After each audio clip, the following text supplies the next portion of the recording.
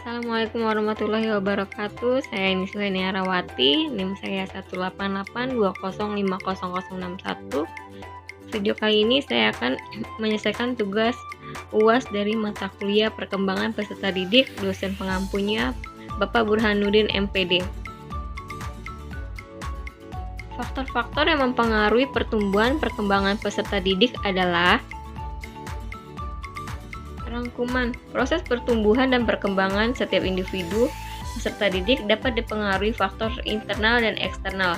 Pengaruh dan dampak yang diakibatkan oleh faktor internal dan eksternal perlu diantisipasi dan upaya yang dapat dilakukan untuk mempengaruhi secara positif untuk setiap dampak yang ditimbulkan dan mengoptimalkannya itu jika itu positif dampaknya untuk setiap peserta didik.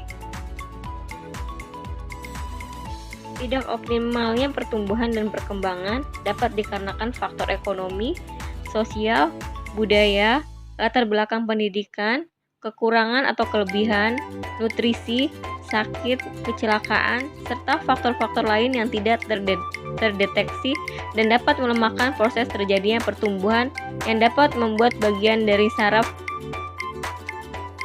Faktor-faktor lainnya yang memberikan dampak positif bagi pertumbuhan perkembangan individu seperti pola asuh, pola pendidikan, ekonomi, sosial, latar belakang kehidupan keluarga, nutrisi yang tercukupi, kesehatan yang baik. Kondisi tersebut berpengaruh terhadap mutu kehidupan anak berikutnya. Peluang yang memberikan kesempatan bagi siswa atau anak usia sekolah mempengaruhi berbagai stimulus yang dimaksud, maka dapat berdampak bagi kemampuan dasarnya dalam kecerdasan dan memberi peluang bagi bakat atau minatnya.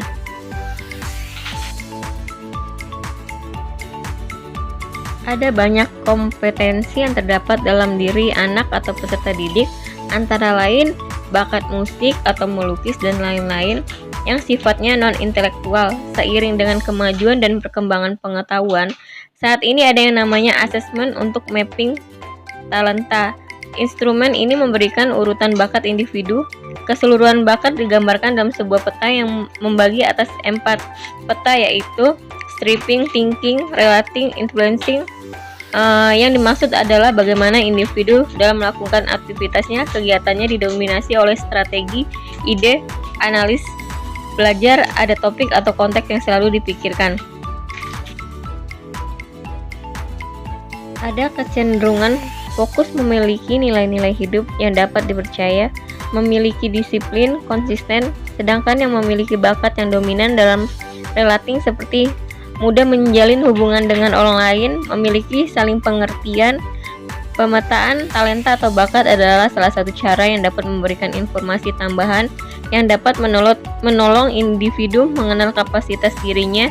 Ini memberikan informasi bahwa setiap orang sebagai individu memiliki perbedaan satu dengan lainnya, tidak ada yang sama, termasuk kembar sekalipun, karena pada dasarnya bakat sangat kompleks.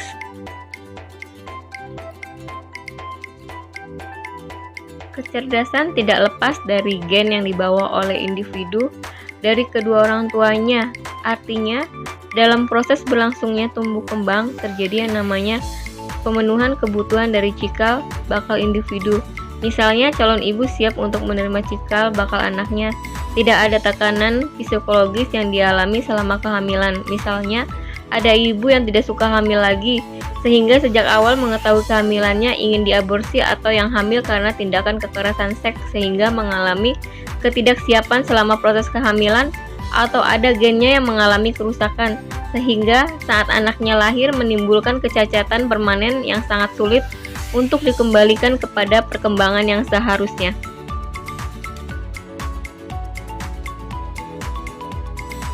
Tiap individu atau peserta didik mengalami kecepatan perkembangan yang berbeda. Satu individu lainnya karena dipengaruhi adanya faktor internal atau eksternal. Sebagai contoh, ada anak yang memang kebutuhan gizinya cukup dan diharapkan dampaknya terhadap perkembangan fisik. Kenyataannya bisa saja tidak signifikan terhadap pertumbuhan fisiknya. Misalnya tidak bertambah tinggi karena kedua orang tuanya memiliki tinggi badan yang normal saja. Jadi jangan diharapkan terjadinya perubahan yang begitu pesat. Sudah dapat dipastikan tinggi atau bentuk fisiknya tidak jauh berbeda dengan kedua orang tuanya. Teori triarki yang digunakan oleh Sternberg dalam White dan Travis pada tahun 2007 bahwa intelijensi terdiri dari konvensional, intelijensi kreatif, intelijensi kontekstual atau intelijensi praktis. Intelijensi konvensional menekankan pada strategi pemrosesan informasi, bagaimana mengenali, mendefinisikan permasalahan, memilih strategi, melakukan evaluasi. Intelijensi kontekstual adalah kemampuan yang beradaptasi sesuai dengan konteks situasi yang berbeda-beda.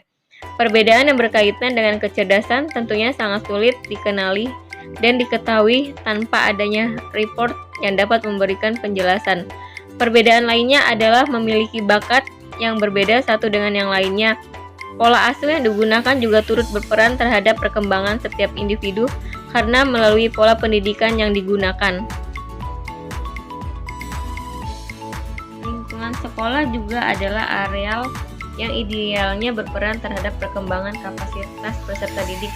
Aktivitas kegiatan yang dilaksanakan di sekolah dikondisikan mampu menciptakan ruang gerak yang kondusif.